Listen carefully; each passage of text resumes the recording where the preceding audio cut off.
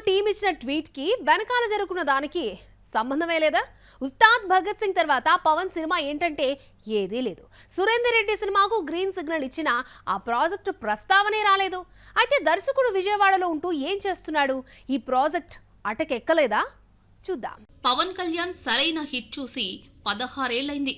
2013లో వచ్చిన అత్తారింటికి దారేది తరువాత 10 సినిమాలు చేస్తే గోపాల గోపాల, ఓజీ మాత్రమే బాక్సాఫీస్ వద్ద ఓకే అనిపించుకున్నాయి.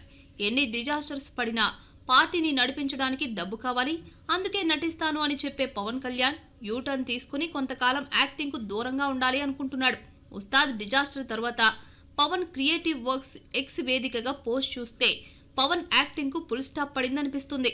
చిరంజీవితో గాడ్ ఫాదర్ తీసిన మోహన్ రాజా పవన్ తో సినిమా తీస్తాడన్న వార్త చక్కర్లు కొట్టింది. ఇలాంటి వార్తలను ఖండిస్తూ పవన్ క్రియేటివ్ టీం ఎక్స్ వేదికగా పోస్ట్ చేశారు. వెంటనే కొత్త సినిమాలు కమిట్ అయ్యే ప్లాన్స్ లేవని, ఏమైనా ఉంటే అఫీషియల్ గా తెలియజేస్తామని అన్నారు. సరైన టైంలో ఓజీ 2 గురించి అప్డేట్ ఇస్తామని అన్నారు.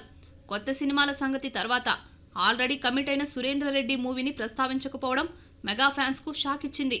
ఈ లెక్కన వెంటనే చేయాల్సిన సురేంద్ర రెడ్డి రామ్ తళ్ళూరి మూవీ ఉండదని తేలిపోయింది. ఎన్ని డిజాస్టర్స్ పడినా మర్చిపోయి మరో మూవీ చేసే పవన్ కళ్యాణ్ కు ఉస్తాద్ భగత్ సింగ్ రిజల్ట్ ఆలోచించేలా చేసింది.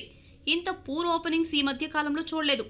గత ఎలక్షన్స్ ముందే ఒప్పుకున్న వీరమల్లు, ఓజీ ఉస్తాద్ ను డిప్యూటీ సీఎం అయ్యాక పూర్తి చేసి రిలీజ్ చేశారు. వీరమల్లు, ఉస్తాద్ డిజాస్టర్స్ అయితే ఓజీ బ్రేక్ ఈవెన్ అయి కేవలం ఫ్యాన్స్ మూవీగా నిలిచింది. పవన్ ఇప్పట్లో కనిపించడు అనుకుంటే సురేంద్ర రెడ్డి విజయవాడలోనే ఉంటూ బౌండెడ్ స్క్రిప్ట్ రెడీ చేసే పనిలో ఉన్నాడని తెలిసింది.